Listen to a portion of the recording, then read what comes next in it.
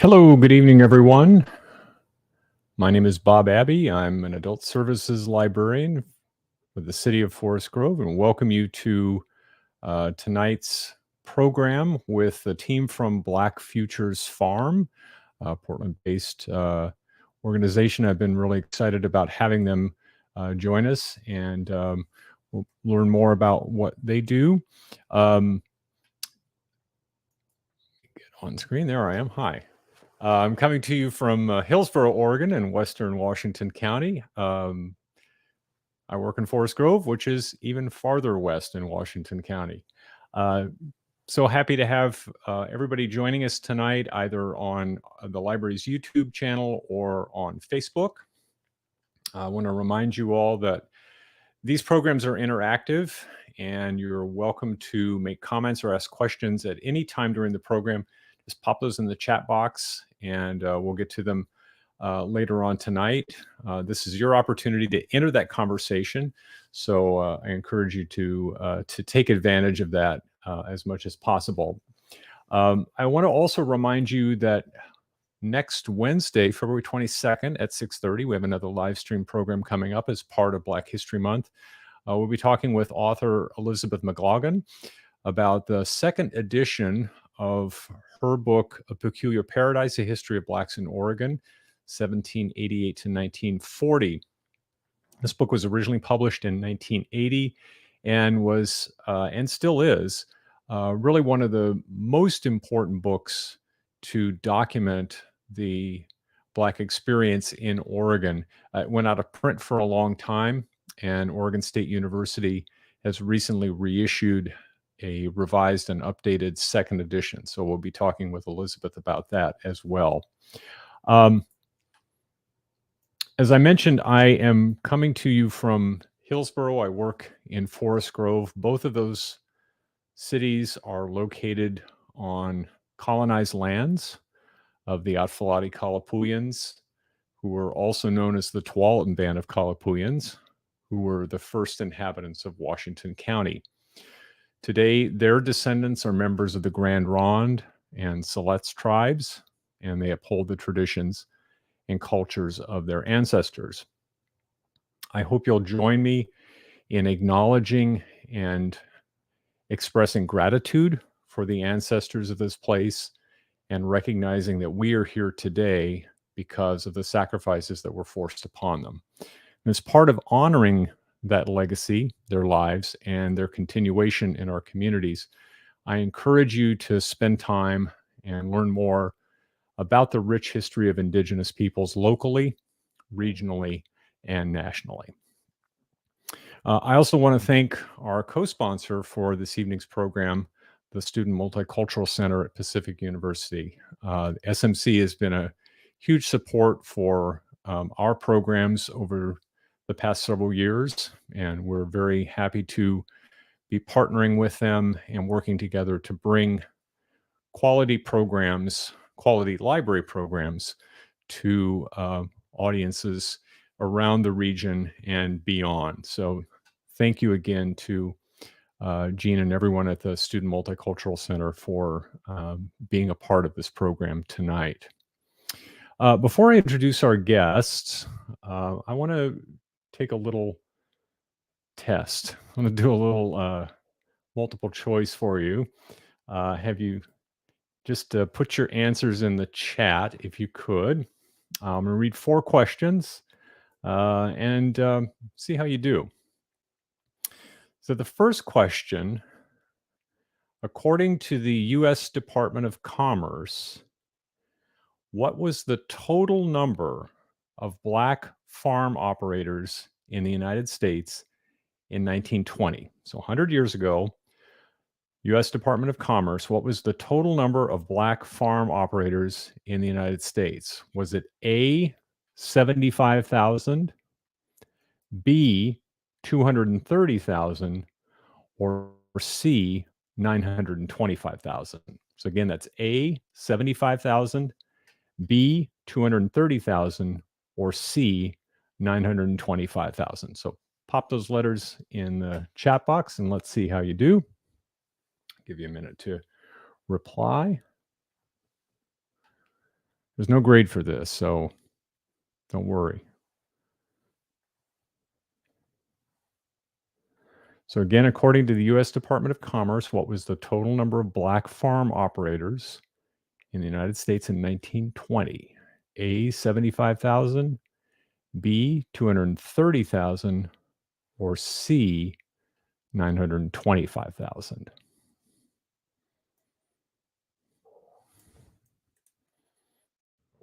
In the comment section. Remind you.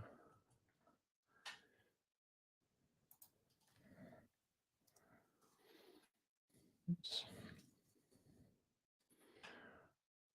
Okay. So question number 2, also in 1920. So again, we're still 100 years ago. And also using the same data set, what was the total number of acres owned by black farm operators in 1920? Total number of acres owned by black farm operators in 1920. Was it A, 3 million acres, B, 41 million acres, or C, 860,000 acres? So again, 1920, what was the total number of acres owned by black farm owners and operators? Was it A, 3 million acres, B, 41 million acres, or C, 860,000 acres?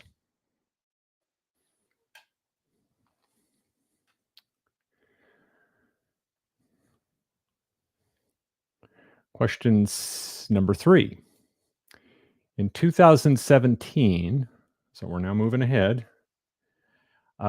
which is the year of the most recent agricultural census, how many black farm owners own their own land? 2017, how many black farm owners own their own land?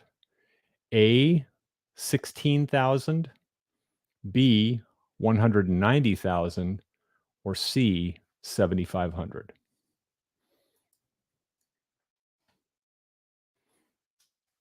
So how many black farm owners own their land in 2017?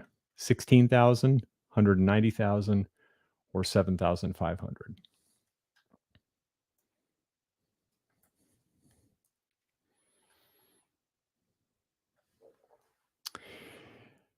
And then the last question is true and false. In 1999, a group of black farmers, brought a class action lawsuit against the Department of Agriculture, the USDA, charging decades of alleged racial discrimination, which resulted in one of the largest legal settlements in U.S. history, and that was $1.25 million. Is that true or false?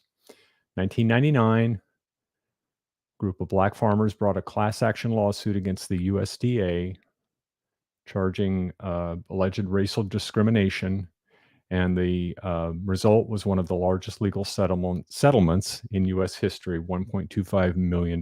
True or false?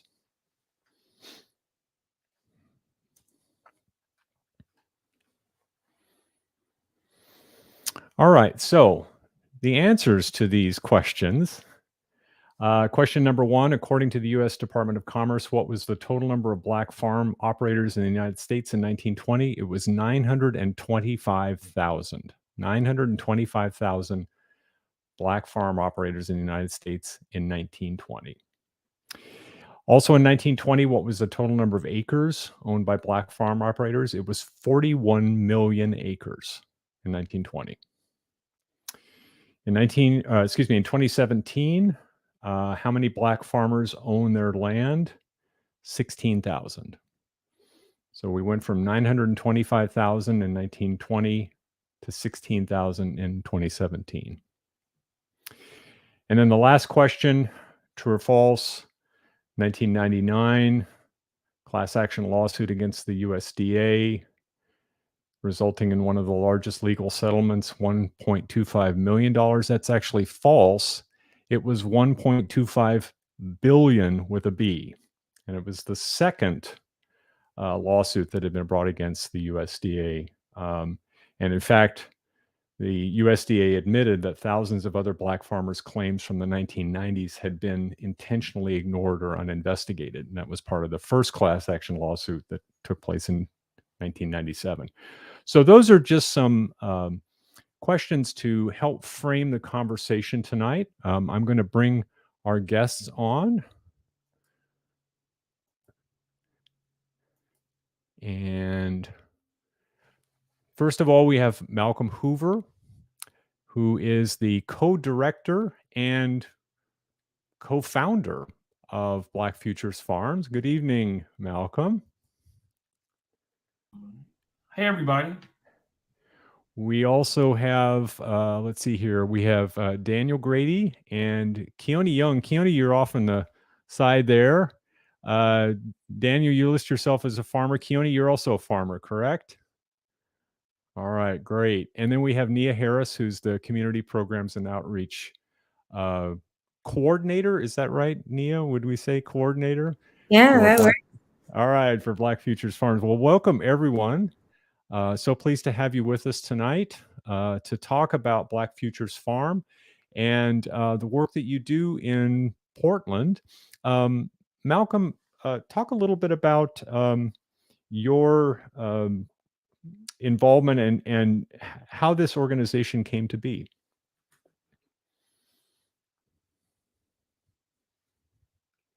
Oh, Malcolm, you're on mute. I know my farmers are looking at me like, oh, Malcolm. I didn't get this gray hair by accident. So I moved here to Oregon about 7 years ago. I come from a farming family, although I did not grow up farming. I grew up in the cities. I grew up mostly in Philadelphia and in the Bay Area, and had practically no experience farming. And what I mean practically, I mean none. But came up here to Portland to get my act together. I was in the throes of a horrible drug addiction and had like ruined a marriage and just in a bad place with my kids and just was in a bad place in life. And got into rehab and got clean and sober. Got a job at the Oregon Food Bank, and there was another group of Black farmers there, Mudbone Grown, who had a little small farm, Unity Farm, next door to where the food bank is on food bank property. And so just in search of community, really, I started hanging out there. And, one day, Art and Shantae, the proprietor, said, "Hey, bro, like, we love you and we like hanging out with you, but you're distracting us. So if you're out here with us, you got to work." And I was like, "Okay, yeah, show me what to do." And so he showed me how to weed. And like from that instant, I started to my healing started to advance and like accelerate. And I just started getting better and feeling better, and putting my hands in the soil was like literally healing me. And, there were some days when I hardly went in the building. I'd just be out there working with them and hanging out. And eventually I left the food bank and I went to work with Art and Shantae on a program with the local VA Boots to Roots, teaching veterans. I'm also a Navy vet. Veterans how to farm. I did some administrative work with them. And through a grant that they had, we started a little group called We Grow, where we farmed a little half-acre plot over at 60th and Northeast Simpson. At the same time, I was like taking the Master Gardener course, and I started my own little garden over in Southeast, where our farm is now at the Learning Gardens Lab, between Duke and Flavel on 60th. And just through relationships and my boss at the time had seen this plot on this, it's hard to describe it. The Learning Gardens Lab is a huge 19.5-acre complex. Within that complex, there's several different entities. There had been a program there called BUFA, Beginning Urban Farmer Apprenticeship Program, that was administered through OSU. So essentially, Black Futures Farm assumed the lease from the Buford program. And we broke ground there in 2019 with a huge volunteer event. And we have been there ever since. And a woman who later became my wife, Mirabai Collins, who's listening, so shout out to Mirabai, helped us there. And we weren't married at the time. We had just really kind of become a couple, but we met farming and got married there on the farm. And then Daniel joined us, and then Keoni, and then Nia. Or maybe Nia came first. I can't remember. I think Nia came first because Nia reached out to us. Keoni's raising his finger. He came first. Anyway, but they both came around the same time. But yeah, it's great. It's been great. We have grown a little every year, not a lot. Our growth is really slow and intentional. And we exist to serve the community. And I'll talk a little. Daniel, I like those nails, man. Let me see them nails again. Okay. I love it. Yeah, we just really love being out there and serving the community. The primary goal of our farm is to reconnect Black people back to the land and to bring this healing that we all get to experience to our community. And we have programs that operate towards that end. Yeah, it's a lot of fun. It's a real blessing. Great. Thank you. Daniel and Keoni, do you want to talk a little bit, kind of fill in some of those gaps? How did you all end up here? And what is your background in food production and farming? So I ended up here about 3 years ago from North Carolina. I actually wrote a little something. I just wanted to stick to my script. Keeping up with Grady's tradition, we can be a bit verbose. So I'll just read a little bit of what I have here. So to some people, I'm known as Farmer Dan. That's what they call me. I guess in the streets, that's my alias now. First connected with Malcolm and Mirabai at Black Futures 3 years ago when I come to volunteer at an event called Black Sundays, which ironically I now head or lead. I just kind of personally familiarized myself with the not so nice side of Oregon. That kind of taken a toll on my mental state. So I decided I needed more community, just like Malcolm. And I come to the farm. Everybody welcomed me with open arms. Not just me, they welcome everybody with love and respect. So it's not preferential treatment. I was kind of in the midst of a career change, just as Malcolm and Mirabai, respectively, were doing their career change as well as school. I just want to talk about how they helped me to grow as a person, not just as a farmer, but as a man, a better communicator, better teammate, team member. Keoni, Nia, and myself, we do all kinds of group bonding activities. So that's been really nice to connect with everyone up here in that sense. So this has been a big opportunity for me. And with that opportunity, a lot of curiosity came with it. I wanted to know where my food came from, who grew it, how it grew, and who had control over what I was growing. So that kind of, I guess it's something else we'll touch on a little bit later, but food sovereignty was really big for me, just learning about what was what and where it came from, who had control of it. And that's kind of what stuck out to me most. Yeah. And that's where I am now. I guess we'll get to Keoni next. So my name is Keoni Young. I have worked for Black Futures for a year since February of last year. It's been a wonderful experience. I've learned so much. I was also connected with Growing Gardens through Mirabai, and it's just been such a great experience. Do I have slides? Are we doing the slides right now? Sorry. Oh, we'll get to the slides. Okay. Yeah. And yeah, I love working with my team. My team is excellent.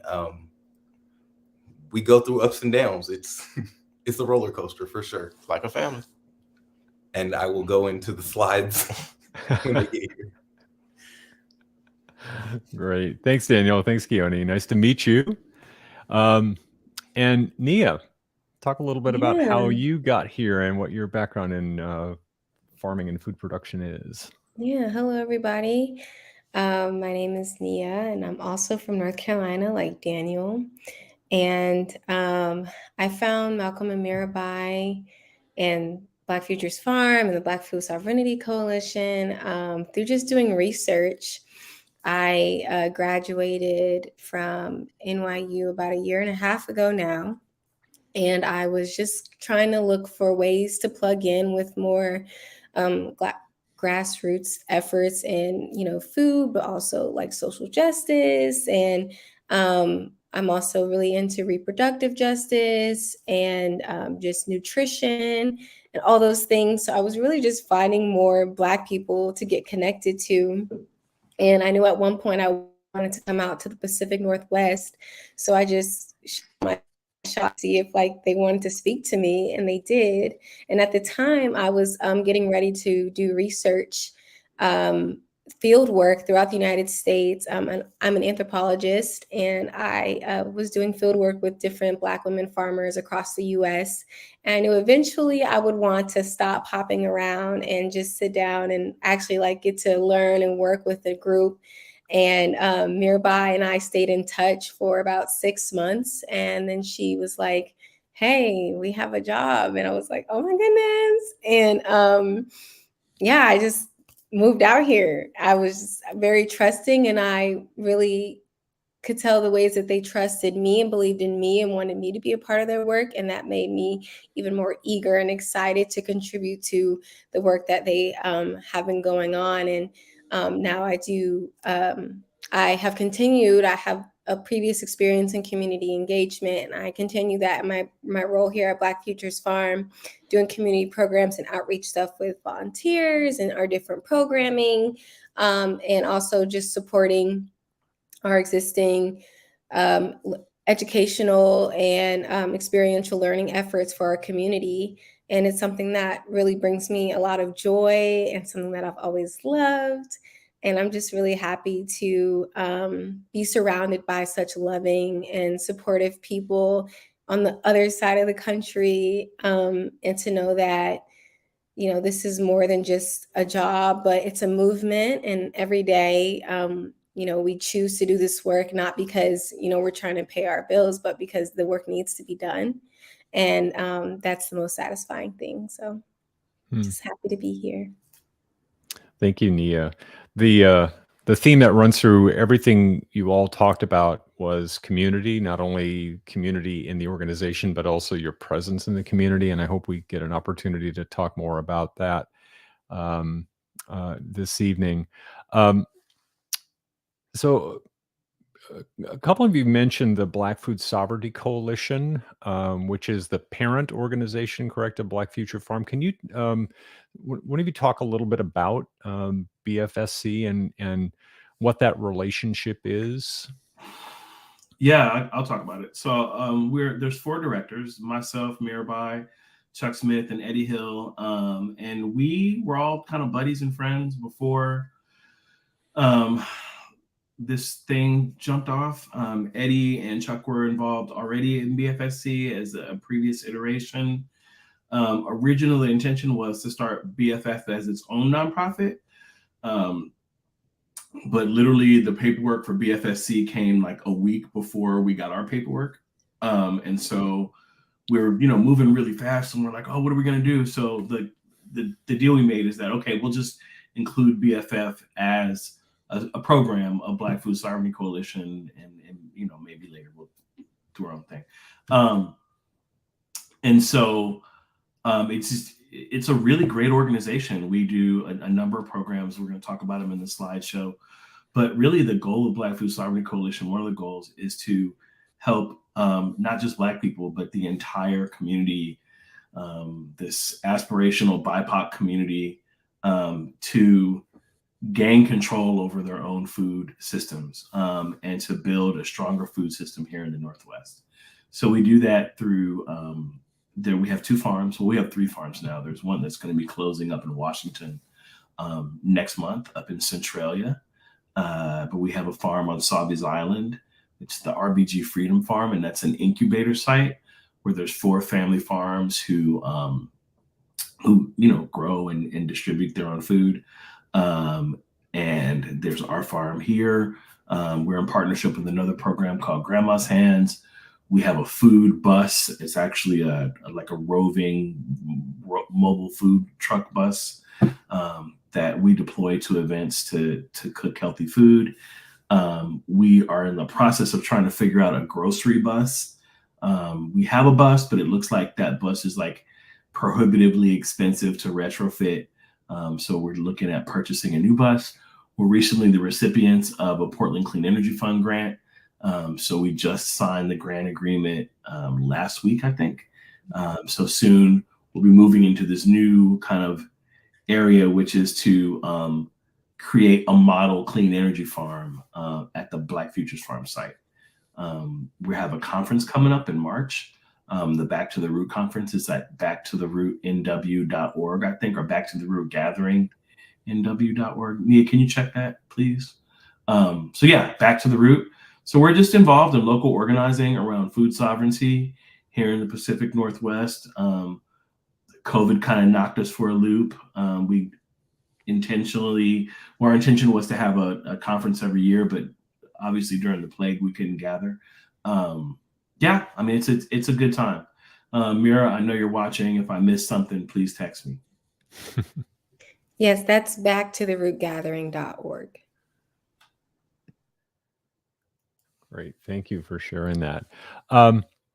So do we want to launch into slides right now? Would that be a good way to move forward?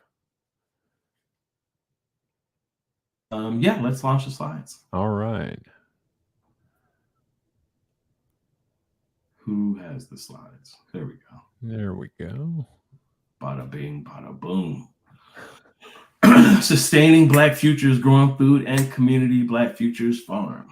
That is a picture of one of the only cauliflowers that grew at our farm ever. And it didn't get much bigger than that. We grow a lot of things well. Cauliflower is not one of them.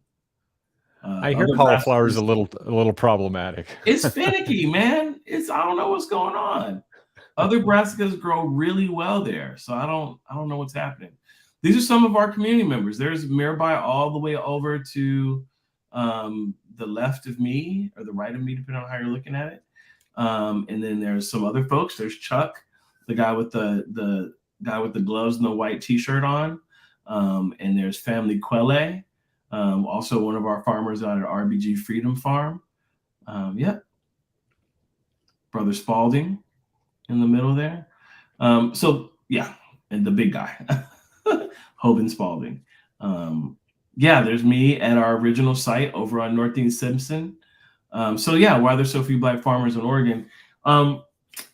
This really has to do with the institutional racism and the systemic racism that Oregon started with. Oregon was started as a white utopia, wherein Black people were like specifically banned from being here. And so that environment, farming is not cheap.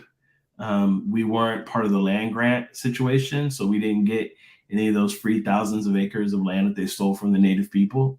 And it's really hard to get started farming. Like, we started with a $2,500 grant. And that's the answer to the second question too. So few farmers own land because land is expensive. And also farming is a very white enterprise here in Oregon, and we don't have the capital, the operating capital in general, to purchase farmland and the equipment, and don't have a lot of the technical expertise that's passed through families to farm. And also farming is regional. Farming in North Carolina, where my family is also from, is very different from farming in the Pacific Northwest. Like, plants react differently, soil is different crops grow, different requirements. And also I would like to say it's cold up here. Like, so few Black people are up here because it's cold up here. Next slide. Yeah, so this is part of the work of BFSC. We work together to create our own systems and build community. And this is also at Simpson. These are some of our original people. There's Chuck and Anjanette in the back and Mirabai, and our friend Rachel. And I think that's Lisa in the red shirt. But yeah, so BFSC really works to conglomerate and pull people together. And there's another organization, Black Oregon Land Trust, that's working to help Black people secure land here. One thing we know is that, very little of this can be done by yourself. And so when you pull together in community, anything is possible. And so that's what our organization is about, is really about building community, not just to learn farming and that's great, and build those technical skills, but also just to build a community around land and these enterprises that we're involved in. Next slide, please. That is from number 1 back to the root at Oregon State University. And I will not go through naming all the people in that picture, but I will tell you this, that was a prophetic picture. Many of the people in that picture didn't have farms when we met. And I can look, and at least half of those people are now farming in Washington and Oregon.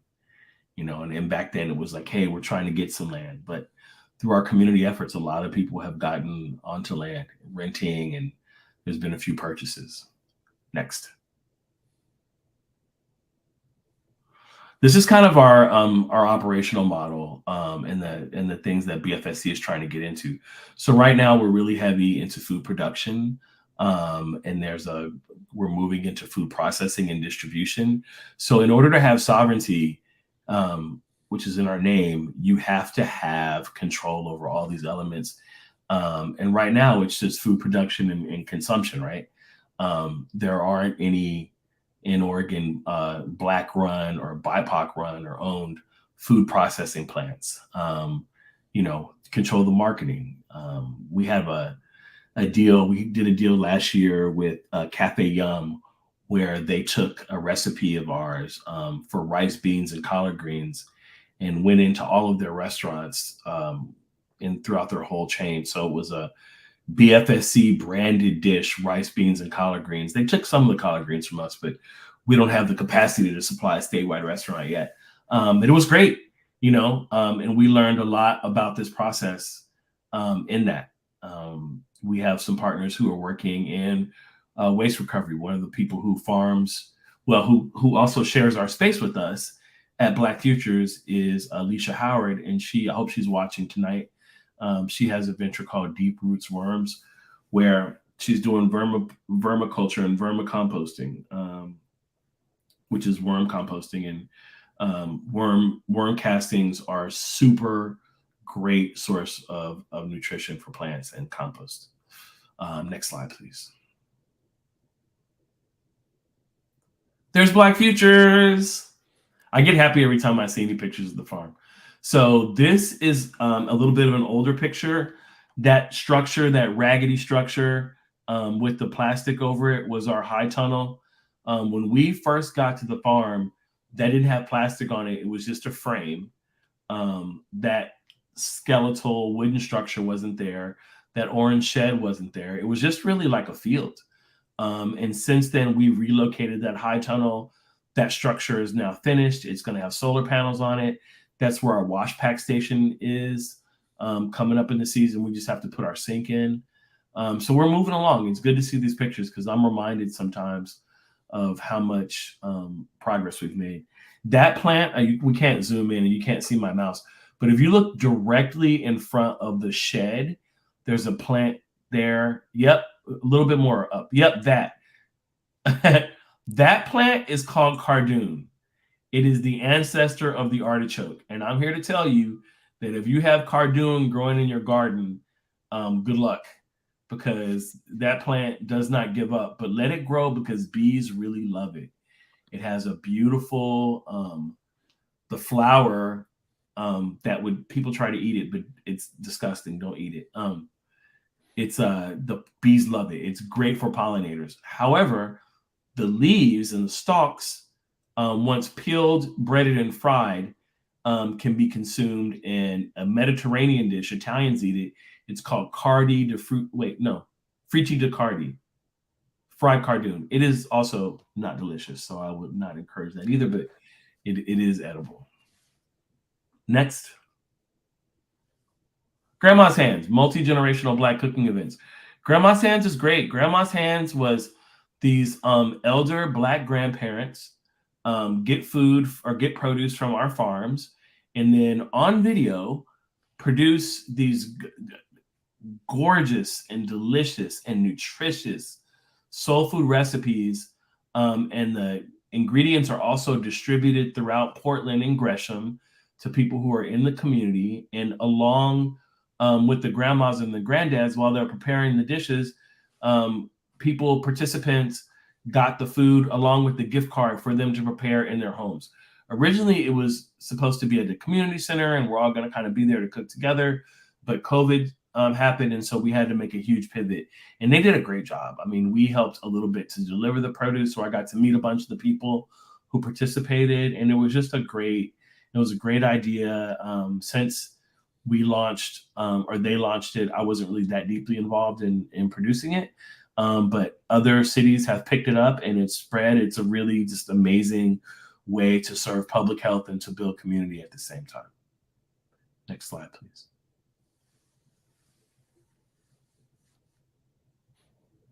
RBG Freedom Farm, an indigenous and diasporic farm for beginning and established farmers.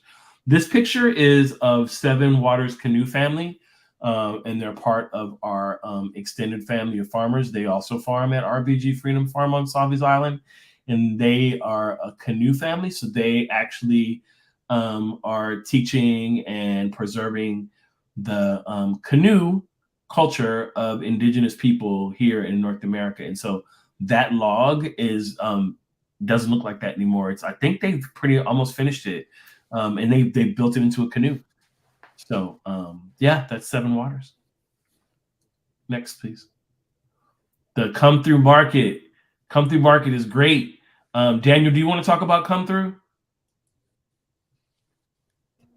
Yeah, I can speak on that a little bit. So Come Through Market was pretty much an incubator market for beginning or early farmers, BIPOC event. So I did the Come Through Market for the last 2 seasons. So most of what I grew, I took out there. It was a lot of good practice for me, just to get the basics of how the market ran and operated. It was a great way to network with the community and just be a part of something special. I really like the Come Through Market. We also had the best DJ in town, so don't forget to mention that. So that's Come Through for you. So if I can just interject, I think one of my former colleagues from Portland Community College is connected with Come Through. Allie Flannery. Yeah. Shiny, it's her market. Shiny started it. Yeah. She and I were librarians together at PCC for a long time. Yeah. Shout out to Shiny. Yeah, Shiny. Right. Shiny and Mirabai are in a meeting right now, so I hope they're watching. Probably not, but yes, it was Shiny's idea, and that is Mirabai actually in the red shirt, and that's Alicia. That's Alicia. There's our worm farmer in the cap. So that is a very auspicious photo of people that we love dearly. I don't know who that other dude is. Yeah, and there's our little farm stand. Hey, can you remind us where the market is located? It's at 8th and Southeast Salmon. Salmon and 8th at the Red. Yep. Mm-hmm. Some of our beautiful turnips. The Vivian Barnett Food Systems Fellowship, I forgot to mention that, is one of the programs that we co-sponsor with EcoTrust. And so what happened is we found some folks, they applied to a program who they were early and emerging food systems leaders in a bunch of different areas. We had a great star-studded class of people and mentors who came to just get together with these great projects to lead food systems here in the city. Mirabai served as a mentor. One of our every co-director except for me actually was a mentor. So Eddie, Mirabai, and Chuck all mentored folks. It was just great. It was a great experience. And if you look in this picture, you'll see Daniel, you'll see Nia, you'll see Ruthie, who is one of our great organizational people and farms with us. There's Aaron Vargas down the bottom. There's Preet Gujral, who now works for Metro. There's Art and Shantae in the back behind Family Quelle. There's Mitch. Monique. Yeah, all good people. Our sister Jenny, just Sabrina, just the best people in the whole world. Really, really, really great experience. And I think it's coming back for next season. Black Futures Farm, that was one of our youth days. What was the name of that organization, Daniel? Oh gosh. Is that Blueprint? Yeah, the Blueprint Foundation. Yep. Blueprint Foundation, which is a youth mentorship organization. Just really great. The kids are funny. Young people come out there and at first they're so like, oh, this is dirt. I don't want to be out here in the dirt.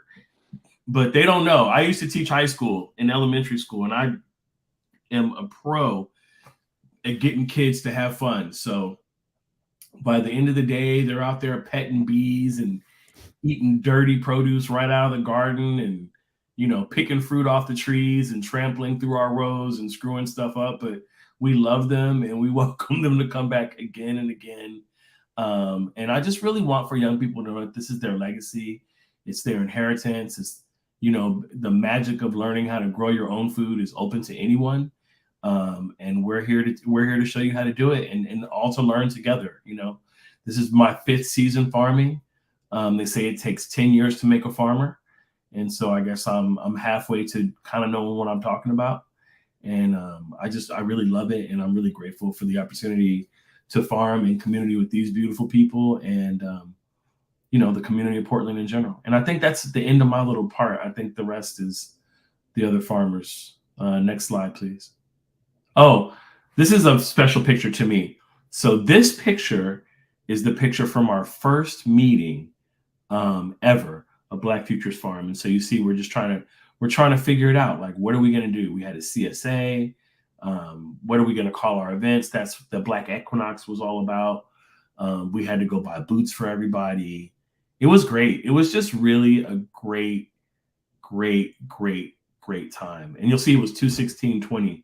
So we broke ground in, did I say 2018? It was 2019. I was on my other plat in 2018. And I'm sorry because I am 53 next month and my memory is not what it used to be.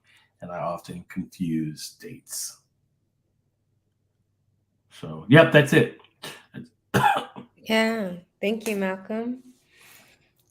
I'll start.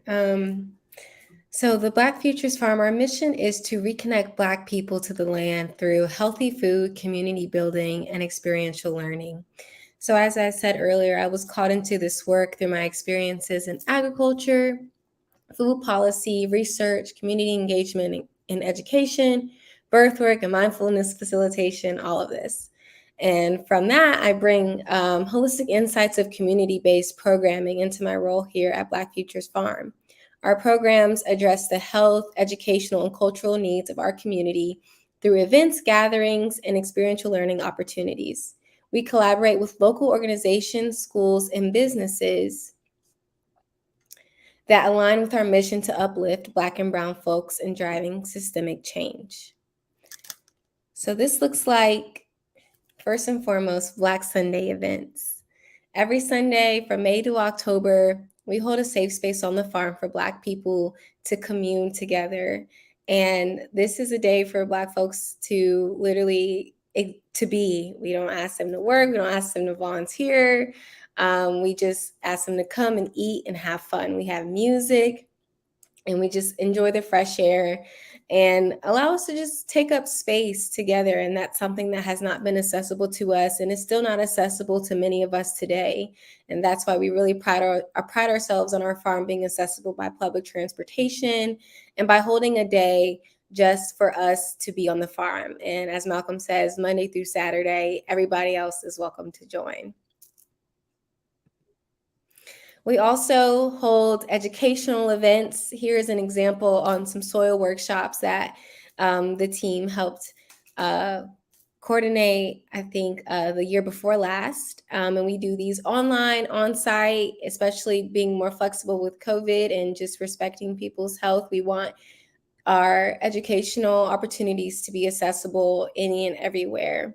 We've also done events with DPAVE. We've done events with Blueprint Foundation, as we've mentioned, with Recode. We've done events on solar energy. Malcolm is really into, and Eddie and most of our co-directors are really into futuristic, clean energy, high-tech things, and just even thinking about how to bring Black and brown faces into the tech space, into the clean energy space, because when we're moving into a world that is where we need to think more about our environment, and we've been needing to think more about environment, oftentimes the consequences of our environment and us being a part of this environment being an afterthought impact our people the most. And so we pride ourselves on really thinking about ways we can move forward in helping ourselves and the environment. And that starts in the soil. We've also done volunteer events this year. This is a flyer from this year. We've hosted our 4th annual Martin Luther King Jr. Day of Service event. And this is an event where any and everybody can come out and just help out with something on the farm. This is usually a low productive moment in the season because it's in the end-ish of January, but we usually have things for people to do. And this year we had 140 plus people come out on the farm, and it was just beautiful to see so many people who believed in our mission and support our work, and also just wanted to be in community together. And that's what really matters to us. If we don't do anything, we just want to be together and be safe together and feel comfortable in our own skin in community. This is another example of events we host. This is a lunchtime speaker series that Malcolm and Mirabai are a part of this year. If you want to check them out, next Thursday, they're doing the Nexus of Afrofuturism, Place in Agriculture and Black Liberation.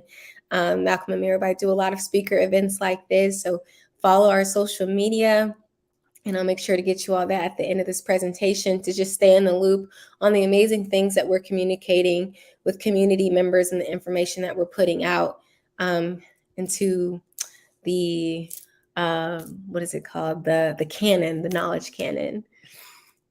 As we already kind of talked about, we do Back to the Root, the Black Growers Conference, and this happens every year with the exception of the years of COVID. And this year we're back again, March 17th through the 20th. That's backtotherootgathering.org.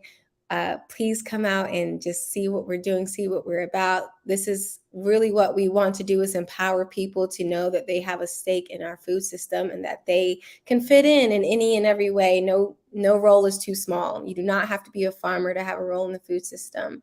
Just by being a consumer, you have a role in the food system. And so we want to make sure that people have space to learn more about the significance, especially in this time, of what it looks like to take space and to take claim over the things that are so significant to our livelihood.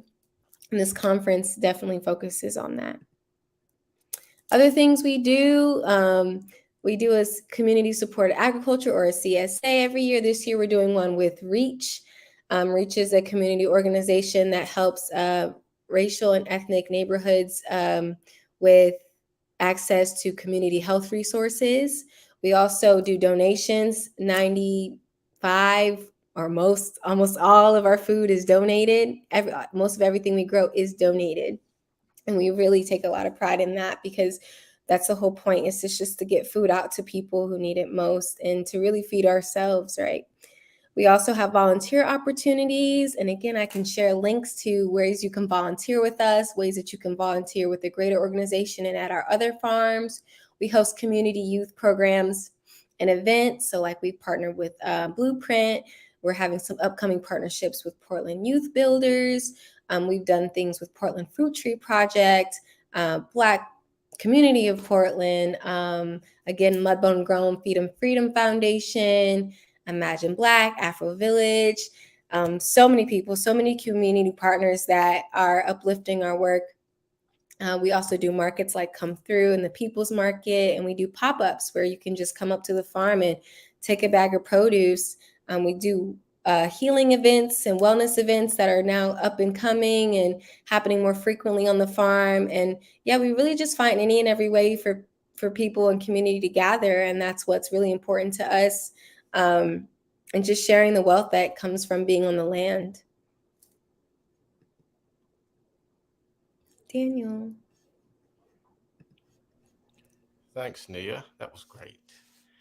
So how we do this: cooperative work, collective governance, goals, and responsibilities. Love. So what I'm going to talk about here is sustainability and sustainable living, how we continue this trend, how we keep everything going at the farm at Black Futures. So a few of the, well, I'll get into a definition first. So sustainable living, as it refers to farming, is the practice of producing food and other agricultural products in a way that supports the long-term health of the environment, protects natural resources, and promotes social and economic well-being. So a few of those practices that we implement at Black Futures are maintaining optimal soil health. So what we do there is we don't just go throwing a bunch of stuff in the soil. So what we do first is take a soil test. We get that measured for any deficiencies or impurities, get those replaced in the soil. So that's how that's one way we continue our sustainable living practices. Water management.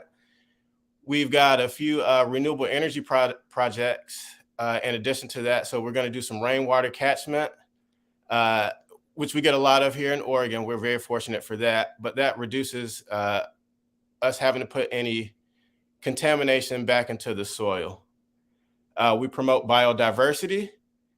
So that's something we do where we plant a variety of native crops. We do cover cropping, or just kind of switching our crops up, crop rotation, having different crops in different areas of the soil, of the land. Waste reduction. So any materials that we use, we find the best way to recycle or reduce or reuse all the products that we'd use on a daily basis, just repurposing items for other uses. Keoni's very good with that. And then community engagement is another way that we remain sustainable. Without the community, there is no Black Futures Farm. The community is the future. We need everybody's help to get where we are and just kind of keep things to where they are and better. So this benefits both the environment. Nia, could you do the next slide, please? So that's me. That's sweet potatoes. So my grandfather also was a farmer in North Carolina. So I like to say we don't only cultivate crops, we cultivate community. So he grew sweet potatoes in North Carolina. This is very near and dear to me. So I decided I wanted to grow sweet potatoes in the Pacific Northwest. And that was my big project or experiment for last year. I did that underneath a hoop house, which helped eliminate a lot of the elements and pests that would normally deter good growth of sweet potatoes up here. It's just got to be warm for a long enough period of time, and that hoop house helped a lot. Next slide, please. Those are just some fresh veggies from probably going to a market. I like the color combination there. It really pops. Can we do the next slide? And that's a picture of myself on the left and Keoni. That was a planting day last year. Those were the collard greens. Those are the infamous Black Futures Farms collard greens that were in the Cafe Yum Bowl. That's probably that was the first row we put down. And those are still up to this day. I grabbed some about a week ago and they still taste just as good as when I harvested them back in May of last year. So this benefits both the environment and the community. And speaking of benefits to our community, I'll pass it over to Keoni. Oh, perfect transition. So community member, born and raised in Portland, Oregon. How I came to farming. I met Mirabai through a wonderful program ran through master gardeners or growing gardens, the Master Gardeners program that is ran at Columbia River Correctional Institution. So I was incarcerated when I met Mirabai, and she gave me this opportunity, and I was like, farming, I don't know, but it's in my neighborhood. I'll try it out. And as soon as I met Mirabai and Malcolm, I was like, for sure, this is what I want to do. I met Daniel on the farm, I think mid-March, and I think we got right to play. I think we probably planted those collards like a week later. Like within a week. I was out there hands and knees planting, and Daniel was just giving me all the knowledge, all the game, and it was a wonderful experience. And from that, and now I am part of that and get to pass that on and grow with Malcolm, Mirabai, Nia, Ruthie, and the wonderful team. Next slide, please. Creating and recreating. Malcolm, why did we need a fire pit? One day we decided. I forget, but every farm needs a fire pit. Yeah, I don't know. I forget where the genesis of the fire pit came from, but we had. What do you say, Daniel? We wanted to roast those potatoes that day. Oh, that's right. Food. We want to cook food. That's right. We wanted to be sustainable. We just wanted to just really eat what we just all natural. So Malcolm dug a hole. Yep. And we put just the rocks, every rock we could find. We just threw it in there, made it real safe. And one day I came back to the farm. I was like, man, it fits its purpose, but I think we need something just more vibrant. And that was the recreation of me and Malcolm's original fireplace creation. And you see, we have here community members expanding on that creation. And we're still expanding today. It looks a lot different. Hopefully some of you will come out and see us here soon. If I can just interrupt you 1 second, Keoni, I will say this, part of the magic of Black Futures Farm for me has been sharing it with other people and giving ownership of it to other people. So, excuse me. I shared it with Mirabai, and then I shared it with these three beautiful people, and each of them has added an element to it that I could not have conceived in myself, because it's just not my natural progression or way of thinking. And so that fire pit is a great example. I was like, yeah, we're gonna dig a hole, we're gonna line it with some stones, protect the stuff, and we'll make it this deep, and let's just do that. And I was like, that's fine. And it was okay. But then Keoni got in there. I left, and I came back a couple of days later, and he had built this thing that had 2 chambers and had a grill and had all these stones that were lined up and laid in. I was like, look at this beautiful shit. This is amazing. Excuse my language. This is amazing. I told you I was a sailor. This is amazing. And I just really appreciate that, you grow a thing by sharing it. You don't grow a thing by keeping control of it and trying to micromanage every single aspect of it. You grow it by actually giving it to the community and sharing ownership of it and sharing responsibility for it. So I'm just, and we are very much a family at Black Futures. We take really good care of one another. It's not just Mirabai and I, kind of at the top and pointing. Well, I'll speak for myself, not me pointing fingers and telling people what to do.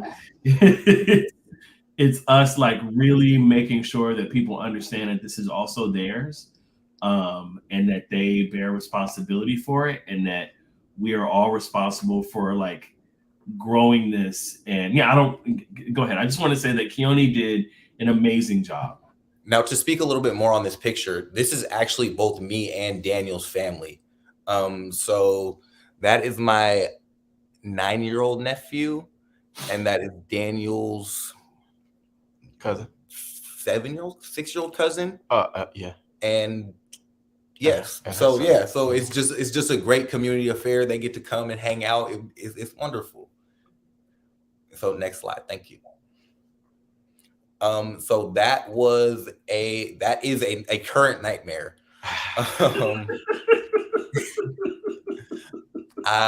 At the beginning of the year, so the first time I had ever saw flowers grow, I was amazed.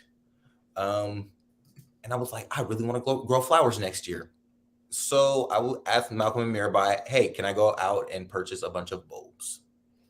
So we purchased the bulbs, and I planted them.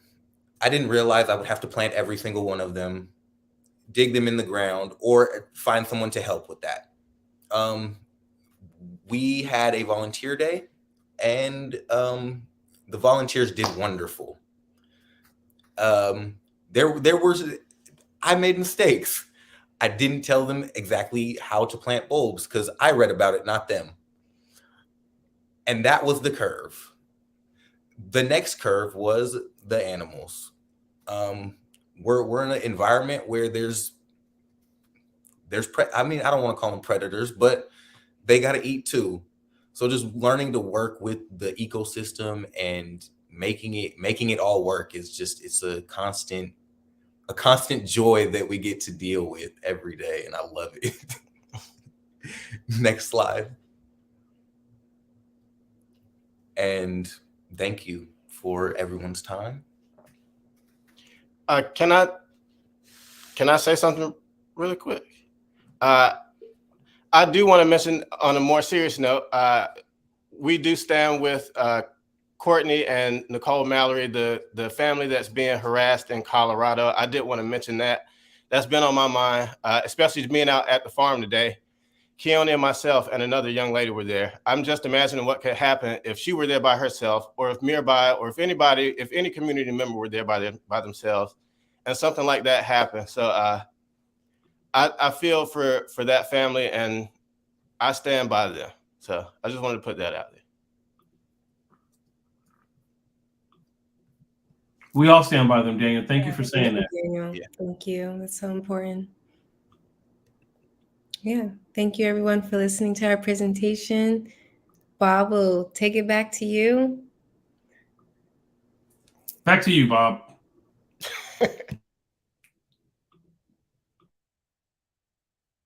I've always wanted to say that like I'm a newscaster. Back to you, Bob, in the studio.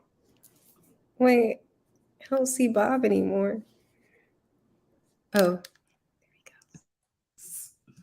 Bob said, forget y'all. No, I didn't want to. I realized about halfway through that I was all in your space, and I wanted to get out and leave that to you. So no, I've been sitting here, and I have to say that one of my philosophies for scheduling programming for the library is I look for individuals and organizations who are doing really great asset-based work in their community, and I provide a platform for them to tell their story. And this is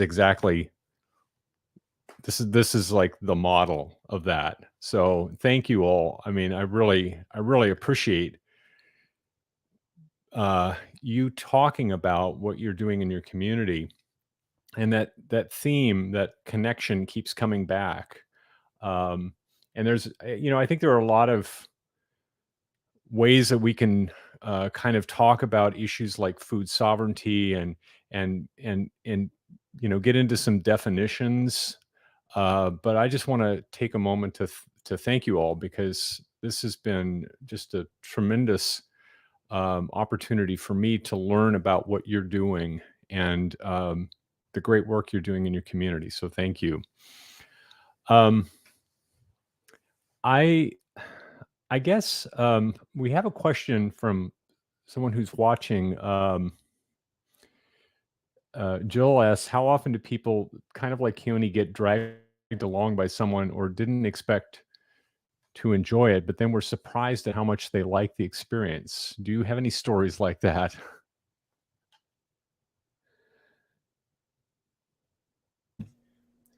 And see, that's kind of our mission, is getting people involved, because it's really hard to get the African American diaspora into gardening, because the trauma that has been passed on for generations, and that is still passed on. I mean, that is still passed on to Black and brown people today in the food systems. So I would say almost everybody that comes. Yeah, I would say, yeah, most people that come to the farm, they're like, oh snap, we could do this like pro-socially, and they're along. We have fun. We have fun out there. there. Along. They're not dragged along for the ride. They are dragging people along for the ride. Yeah, I think one of the cool things about what we're doing is that, well, cool things and not cool things. So the not cool thing is that Black people have been deeply traumatized by agriculture in the United States, because, you know, we were brought here to be rice farmers before cotton even became king. So rice, tobacco, and then later cotton. And so a lot of us have that, like, you know, that's in our that trauma lives in our DNA. Like, I'm not about to go pick nothing. Y'all crazy. It's hot out here. And particularly young people. And when what happened during the Great Migration, when a lot of African Americans left the South to come to the North to work in factories and stuff, is that young people didn't get that transmission of knowledge about what it was like to grow your own food, because people who worked as sharecroppers or whatever, even people who worked in the small cities in the South still had gardens, you know. But when we moved to the cities, and a lot of us lived in apartments, didn't have access to land. And so that connection, you know, we are also indigenous people. We're not indigenous to this continent, but we're also indigenous people. In our homeland, we farm, we grow food. We're mostly rural and agricultural. And African Americans, for the most part, have been largely cut off from that and are traumatized by that history. And so a huge part of what we do, and I said this earlier, is to really heal that connection from Black people back to the land. You know, we want to give that back to our people. Like, this is also your legacy. Like, this is not anything that you should be divorced from.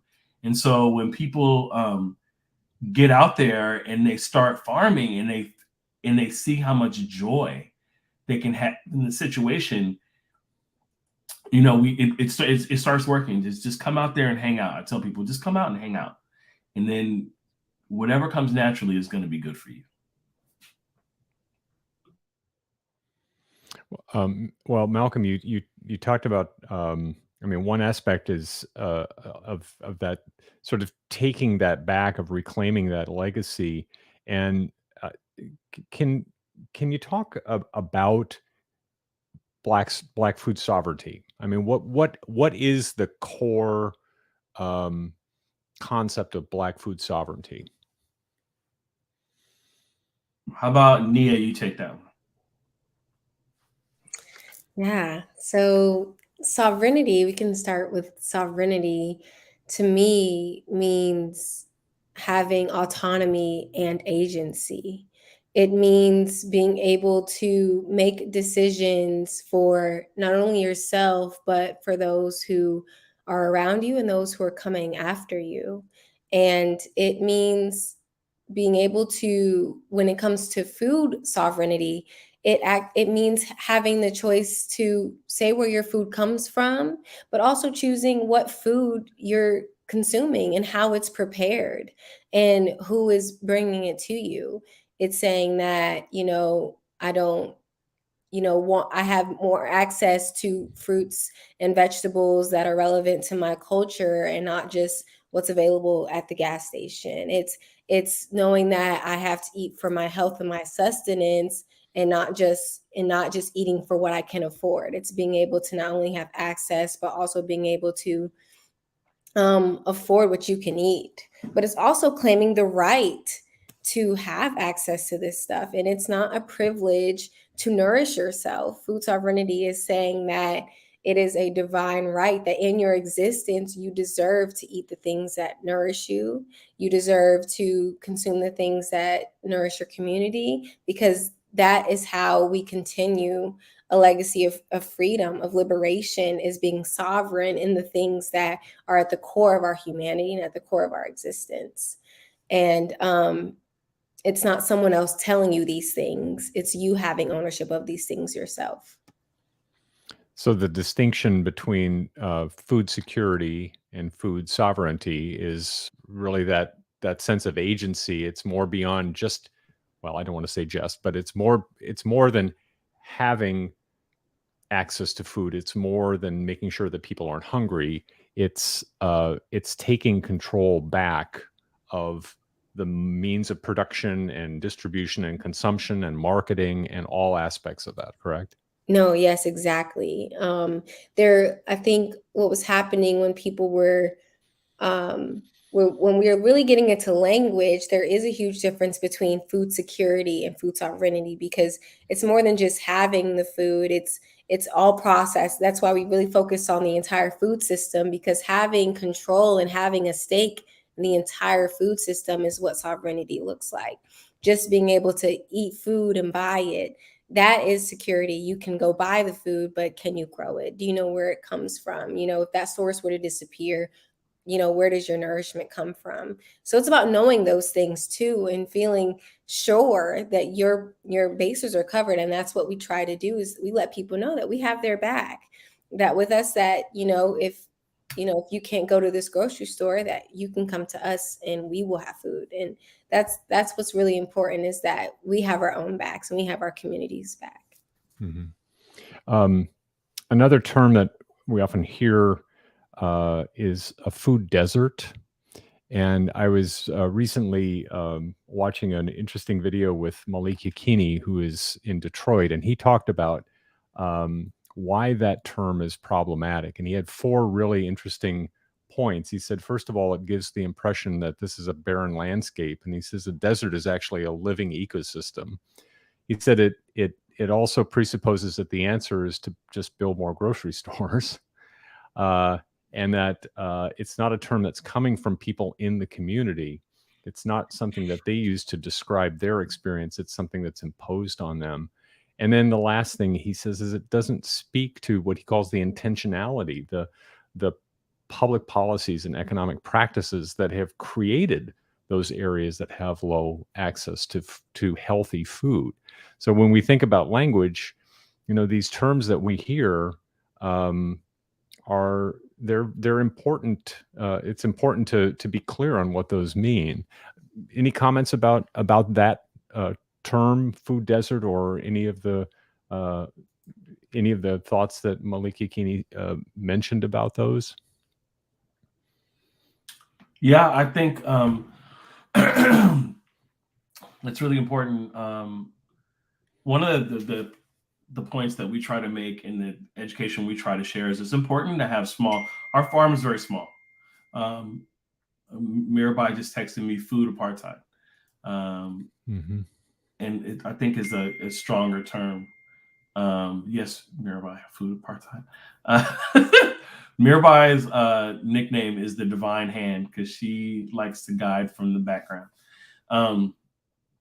So if we think about the role of, like, say, mechanics in our community. Hey, if you know a mechanic, you can call the person and ask them about how to get your car fixed, or maybe you buy the parts and, you buy them dinner or whatever. And, you can barter for services, or, maybe, somebody that is a good plumber, and when you have these skilled professionals who live in your community, who you are in community with, the general welfare of the community increases, because you have all these skilled professionals. Hey, my next door neighbor was a teacher. I took my kid there and she tutored my kid. There's all these examples. And so I think it's important for us to have a vibrant network of farmers and gardeners and agriculturalists and people who know how to work with food in our communities, to not just combat the lack of available food, but to grow community as an entity, and to, like, undergird even a low-income community, but especially low-income communities. If you have a balcony, you can put a box out there. You can grow food in your kitchen in pots. Like, just to increase the level of self-determination, as Nia referenced earlier, is really important. And, I grew up, before I lived in Philadelphia, I lived in East Palo Alto, California. And one of the things I like to share is that when I would walk to school in the morning, people would put baskets of produce and fruit and bread and stuff out in front of their house, for us to have. Anybody in the community could just come and get that. And it was mutuality at its highest and interdependence at its highest level. Like, we also tried to rename that community Nairobi, California, and I think it lost by like 40 votes or something. But it's really important that we learn, again, how to be more dependent on each other in the spirit of mutuality, instead of dependent on corporations, which are just concerned with exploiting you and giving you as little as they can and charging as much money as they can for it. Like, they give you a little bit and they take this much. And when you're in a community, you can say, hey, I have this to offer. I need this, but this is what I have to offer. And it really is just it's a more natural, I believe, and dare I say, beautiful way of living in this world. Thank you, Mirabai, for mentioning food apartheid and Dara Cooper. So I'm putting a couple of names of resources in the chat. This is what happens when you have a librarian in the room, folks. I'm gonna librarian. So if you're interested in reading more about the concept of food apartheid, Dara Cooper is the person you want to look up. I also put in a title of a book called Black Food Matters, Racial Justice in the Wake of Food Justice by Hannah Garth and Ashante Reese. And I'll put in a couple more titles that really, I think, this is all history that it's there. It's not, this is not a hidden thing, right? But it's not history it's history that you have to work to discover, because it is not typically the history that we're taught. And there are some really great people who are writing about this and who are really doing terrific work in telling that history. So as I said at the top of the program, with land acknowledgement and learning about the role of indigenous populations in our area, really do that work yourself. Find those stories, find those histories, and read them, because they are powerful. So I'm sorry, I just wanted to insert that I'm doing some librarian stuff here too. So.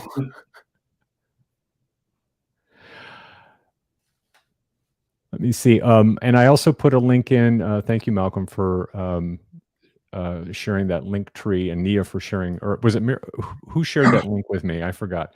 But the link tree, the Black Futures Farm link tree link, that's in the chat as well. Jill also asks, has Black Futures Farm been covered enough locally to get the word out to local communities? I know there was a PDX Monthly article back in 2020. Yeah, I mean, I feel like a lot of people, especially this past year, I mean, we're a new organization, and it takes 5 years for a nonprofit or a community-based organization to achieve, if you're doing the right work. I mean, it could take you longer, but usually around 5 years. I've been working in nonprofits for a long time. So if people know your work 5 years into it, I think you're doing a good job. But we were on NPR. I mean, I never thought I'd be on NPR. We were in the London Guardian. We've been covered extensively by local media. We were on Coin 6. I don't think we've been covered by the Scanner yet. We haven't been. I know for a fact we haven't been covered by the Scanner. But yeah, I mean, also the thing that I think is kind of strange, the Black community for us is the Black community has traditionally been headquartered in North and Northeast Portland, and we are in Brentwood, Darlington, the neighborhood also known as Felony Flats and Misdemeanor Meadows. And so, yeah, I mean, folks, Black folks don't come over there that much. If you're not from that neighborhood, like the chance that you might wander through and happen upon our farm is low. But Black Sundays have been really well attended. Folks reach out to us all the time. We have a lot of, all of our partnerships are like, they're not regional to Southeast Portland. We will partner with anybody who we feel like our missions align with. Yeah, I mean, folks show up. I mean, at this last MLK Day, I think we had 130 people. Is that right, Daniel? How many people did we count? It was over Yeah, 140. probably upwards of that. Yeah. Yeah. So I feel like people know who we are, or they're starting to know who we are. Yeah. We're also 7 or 4 followers away from 10,000. So okay, follow us on Instagram. Yeah, get on your thing and follow us. Hang on.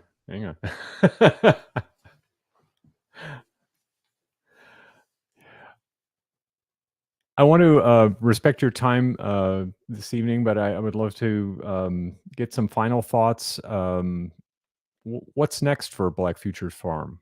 What do you have planned for the next year or so?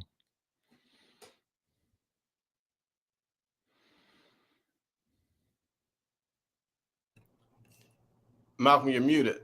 Yeah, sorry. We got a lot happening. Yeah, good questions. Let me see. What do we have? Well, we have our PCEF grant coming up, and that's really exciting. So we got $1.7 million from the Portland Clean Energy Fund to do a clean energy implementation, and that is super exciting. Basically covers our costs for the next 4 years. We are also looking for, with that grant money, looking for a building. We don't have any. When we have to meet indoors, we go into our high tunnel and hang out in there, or Daniel's house. And we've met here at our apartment. Is also super tiny. I have a super tiny apartment in Southeast.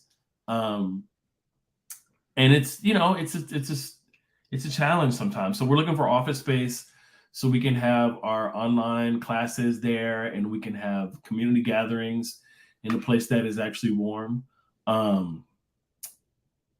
What else is going on? We have a bunch of cool partnerships coming up this year. Black Sundays, always just great. And more long term, we'd like to, actually purchase our own land. We rent our land now from Portland Parks and Rec, and they're great partners. I actually am also an employee of Portland Parks and Rec. I work in community engagement. Well, that blur is really weird. It looks like strange. But yeah, and I think the best thing for us is just to continue to grow community in a way that makes sense naturally and organically. We're not an Instagram farm. I think we have a very vibrant Instagram presence, but if you come out to our farm, you will actually see people working and things growing, not just like 4 raggedy boxes with some old turnips in it. Like, we actually are a production farm where we produce food and get that food back out to the community. And if anything, I just hope that people come out and want to join us in what we're doing. And yeah, there's a lot of stuff that's happening also that I can't quite talk about yet. There might be in the offering a partnership with a large company headquartered here in Oregon that may, I don't know, I can't say, but I'm pretty excited. Fair enough. Big things are going. Great. Yeah. I don't want to jinx it. Yeah, right. Well, we sort of heard it here first, but fair enough.